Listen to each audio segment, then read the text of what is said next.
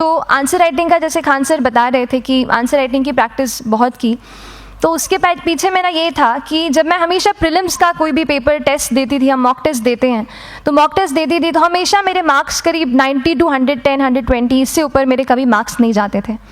तो मुझे हमेशा ये डर था कि यार प्रीलिम्स में कहीं मेरा कुछ, क्योंकि कट ऑफ भी इसी कुछ रेंज में जाता है, तो हमेशा लगता था कि यार कुछ गड़बड़ यहाँ ना हो जाए। लेकिन जब मैंने आंसर राइटिंग की और मेंस एग्ज़ाम के बारे में जाना, तब मुझे लगा कि आंसर राइटिंग एक ऐसी चीज़ है, मेंस एक ऐसा फेज़ है सिविल सर्विस एग्ज़ाम का जहाँ पे आप अच्छे से तैयारी कर सकते हैं। And if you have written the answers, if you know कि you have covered the points well, if you have included उसमें कुछ आपने facts, international reports, government schemes, आपने कुछ ऐसे उसमें सॉल्व भी डाला है, तो जो रिज़ल्ट आएगा वो सेटिस्फैक्ट्री ही आएगा, अच्छा ही आएगा। तो मेंस एक ऐसा पार्ट है जिस पे आप काफ़ी बैंक ऑन कर सकते हो। मैं जब पर्सनालिटी टेस्ट भी मैंने दिया, तो इस बार भी आप नंबर्स देखेंगे तो आसपास की रैंक के हिसाब से मेरे नंबर्स उसमें कम हैं, लेकिन it is just the general studies and the answer writing part, जो मेंस के जो वो है मार्क्स हैं या मेंस का जो एक फैक्टर रहा, वो मेरे लिए सबसे ज़्यादा इंपॉर्टेंट डिसाइडिंग फैक्टर रहा है। तो अपना एक्सपीरियंस यही बताऊँगी कि आंसर राइटिंग पे आप विशेष फोकस कीजिए। जैसा स्ट्रक्चर आपको बता ही चुके हैं कि इंट्रोडक्शन में कैसे आपको शॉर्ट रखना है, बॉडी एंड देन कंक्लूजन, उसमें छोटी चीज़ जैसे मैं अभी मेंशन कर रही थी, आप एक इंश्योर कीजिए कि देखिए जो भी एग्जामिनर आपकी कॉपी चेक कर रहे हैं वो दिन में 10, 15, 20 कॉपीज़ चेक कर रहे हैं, तो उन सब से आपको अलग कैसे आप अपनी कॉपी दिखा सकते हो, ये चीज़ आपका प्रेजेंटेशन और आप जिस तरीके से आंसर लिखते हो कंटेंट को, वो मैटर करेगा। आप इंश्योर कर सकते हैं कि आपके आंसर में कुछ फैक्ट्स, गवर्नमेंट की स्कीम्स, कुछ कमिटीज़ बैठती हैं, जैसे एक प्रिवेसी पे justice BN Shri Krishna committee की रिपोर्ट आई है, तो आप मान लीजिए आपको कोई प्रिवेसी पे सवाल आ गया तो आपने उन कमेटी का नाम कोट कर दिया। ऐसे बहुत सारी कमिटीज़ होती हैं। कुछ इंटरनेशनल रिपोर्ट्स आते हैं, वो आप उनको इनके बारे में लिख सकते हैं। इंडिया का मैप आप बना सकते हैं। मैंने सीख लिया था कि 10-15 सेकेंड्स में कैसे जल्दी से मैप बनाना है और उस पर कैसे पॉइंट कुछ करना है, कुछ लोकेट करना है। तो ये कुछ ऐसी चीज़ें हैं जो आपके आंसर्स को एनरिच करेंगी और प्रेजेंटेबल बनाएंगी। तो इस तरीके से आंसर्स पे जैसे हम क्लास करते हैं, लेकिन उसके साथ साथ आपको ये कोशिश करनी है कि 1 से 2 आंसर पर डे आपको ज़रूर लिखने ही लिखने हैं, apart from the test series that you are doing. Answer writing से 2-3 चीज़ें होती हैं, ना केवल हमारी एक लिखने का हमें समझ आता है हम क्या लिखते हैं कैसा है, पर हमारा कॉम्प्रिहेंशन भी इम्प्रूव होता है। हमें कितना समझ में आया वो भी हमें खुद समझ आता है जब हम आंसर्स लिखते हैं। और इसीलिए आंसर राइटिंग पे आप फोकस कीजिए, 1 से 2 आंसर ज़रूर लिखिए। और आंसर राइटिंग के बाद the third pillar of my preparation जो काफ़ी इंपॉर्टेंट जिसने रोल प्ले किया, that was tests and test series and मॉक्स।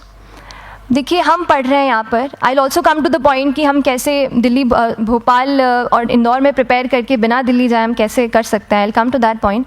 पर उसके पहले टेस्ट की थोड़ी बात कर लेती हूँ कि टेस्ट देना क्यों ज़रूरी है। हम ये जो एग्ज़ाम दे रहे हैं सिविल सर्विस की, एक ऑल इंडिया लेवल एग्ज़ाम है and this cut throat competition.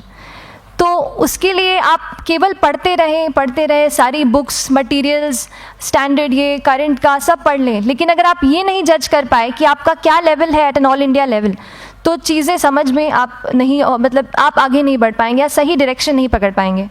तो इसलिए आप टेस्ट से घबराइए मत। कई बार टेस्ट का इनर्शिया होता है, ऐसे लगता है कि जब तक पूरा सिलेबस कंप्लीट नहीं कर लूँ तब तक टेस्ट नहीं दूंगा, लेकिन सच में बात ये होती है कि जब तक हम GS के मतलब पेपर देने अंदर भी घुसते हैं ना, तब भी उस सेकंड पे लग रहा होता है कि कुछ छूट गया है हमारा। तो ये चीज़ होगी ही, इसीलिए ये मैं कभी मत सोचिए कि जब तक पूरा सिलेबस नहीं कर लूँ टेस्ट नहीं दूंगा। जैसे आपका एक थोड़ा बेस बन जाता है प्रिपरेशन का, आप टेस्ट दीजिए, चाहे वो प्रीलिम्स का MCQ का टेस्ट हो या मेंस का राइटिंग स्किल की प्रैक्टिस हो, टेस्ट पे आप फोकस कीजिए। उसके बाद टेस्ट केवल देने के लिए नहीं देना है, उसको एनालाइज भी अच्छे से करना है।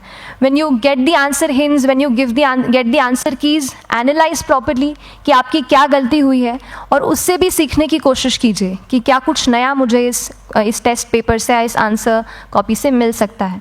तो इस तरह से टेस्ट पे भी आप फोकस कीजिए। And I will come lastly to the point कि जब मैंने प्रिपरेशन शुरू की थी अपने कॉलेज के 2nd ईयर 3rd ईयर आते आते, तो मन में बहुत सारे फियर्स थे। मैं भी एक नॉर्मल फैमिली से हूँ, मेरे फैमिली में किसी ने आज तक सिविल सर्विस का पेपर भी नहीं लिखा था, तो मन में बहुत सारे फियर्स थे, डाउट्स थे, क्या होगा, कैसे होगा। तो हो सकता है आपके मन में भी ऐसा हो। और हम जैसे यहाँ रहते हैं, हम सोचते हैं कि दिल्ली जाना तो सबसे ज़रूरी है, उसके बिना तो ये एग्ज़ाम हो ही नहीं सकती। तो उस पर मैं एक चीज़ बताना चाहूँगी कि जैसे KSG जैसे इंस्टीट्यूट हैं, जो फैकल्टी भी हमें वही मिलती है जो दिल्ली में पढ़ा रहे हैं, तो ये एक बहुत पॉजिटिव पॉइंट है कि क्वालिटी का कोई दिक्कत नहीं आएगी। बस एक चीज़ है, आप ज्वाइन करते हैं class, that will only provide you a direction, वो आपका रास्ता दिखा सकते हैं आपको कि इस रास्ते पर आपको चलना है, लेकिन चलना उस रास्ते पे आपको खुद है। You have to work on your own. कभी ये मत सोचिए कि मैं वहाँ नहीं जा पा रहा हूँ तो नहीं हो सकता, यहाँ है, तो हम एक्सक्यूज़ेस बनाते हैं, कई बार चैलेंजेस आते हैं।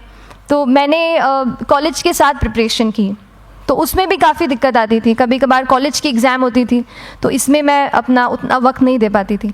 तो उस मोमेंट पे फिर प्लानिंग ने मुझे बहुत हेल्प किया कि हम किस तरीके से अपने कॉलेज के एग्ज़ाम के लिए प्लान कर लें।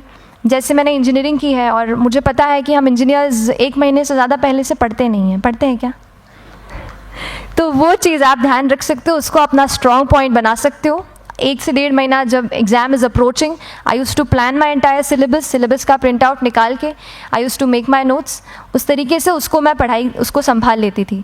तो whenever you are managing those things together, focus on planning, किस तरीके से आप एक माइक्रो प्लान बनाएं, अपना डेली एक प्लान बनाएं, वीकली टारगेट सेट करें और एक ब्रॉड विजन दिमाग में रखें कि ब्रॉडली आप मंथ्स में क्या कवर करने वाले हैं। अगर आप प्लानिंग अच्छे से करते हैं तो ज़्यादातर पोर्शन आपका वहीं से कवर हो जाता है, और जब आप टारगेट्स बनाते हैं, उनको टिक करते हैं, तो एक सेंस ऑफ कंप्लीशन भी आपको मिलता है कि yes, I am on the right path और मैं सही जा रहा हूँ या जा रही हूँ। तो इस तरीके से प्लानिंग पे भी इक्वली फोकस कीजिए। एंड बस यही सिंगल बिगेस्ट मैसेज मेरी तरफ से यही रहेगा कि आपने अगर ठान लिया है, अगर आप सोचते हैं कि आप ये एग्ज़ाम क्रैक कर सकते हैं, तो आपको रोकने वाला और कोई नहीं, आप खुद ही हो सकते हैं। तो खुद आप अपनी रुकावट कभी मत बनिए, एक्सक्यूज़ेस मत बनाइए। ऑब्स्टिकल ज़रूर आएंगे, उन्हें आपको चैलेंज करना है, challenges are meant to be challenged. तो सही तरीके से अपने ऑब्स्टिकल्स को हैंडल कीजिए, और इस एग्ज़ाम में अगर आप सही स्ट्रैटेजी रखते हैं तो आप अपने एक अटैम्प्ट में ही इसको क्रैक कर सकते हैं। एंड एनीवेज, आप जो भी अटैम्प्ट नेक्स्ट रखते हैं, दिल में यही रखिएगा कि जो ये मेरा नेक्स्ट अटैम्प्ट होने वाला है, ये मेरा बेस्ट अटैम्प्ट होने वाला है। कभी भी इस एग्ज़ाम को हाफ हार्टेडली मत दीजिए कि चलो दे के देखता हूँ कैसा है पैटर्न का एग्ज़ाम का। अगर एग्ज़ाम का पैटर्न देखना है ना, तो घर पे 3 घंटा टाइम लगा के एग्ज़ाम दे दो, बस केवल पैटर्न देखने के लिए एग्ज़ाम अटैम्प्ट मत कीजिए। जब आप एग्जामिनेशन हॉल में जा रहे हैं या कोई अटैम्प्ट आपने सेट किया है, तो अपना सब कुछ उस एग्ज़ाम को दीजिए, अपना टाइम, एनर्जी, फोकस, जितना भी करेक्ट आप उसमें पॉजिटिविटी डाल सकते हैं उसको दीजिए, एंड पूरी तैयारी के साथ ही इस पेपर को दीजिए, and I am sure that you will succeed. So till then, all the very best to you and good luck. Thank you so much.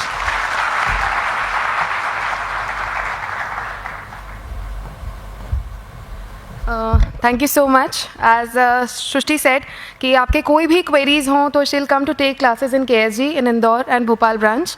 So lastly I would like to thank you all for being such a patient crowd, being such a patient audience.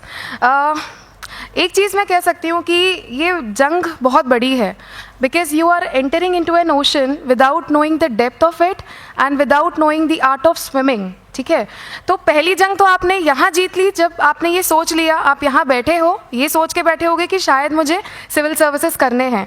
तो इस शायद को यकीन में बस आपको खुद को बदलना है, and we are there to support you at all the moment, at all the time. जब भी हमसे पॉसिबल होगा, हम सब, इवन डॉक्टर खान, सब आपको ज़रूर हेल्प करेंगे। Thank you so much.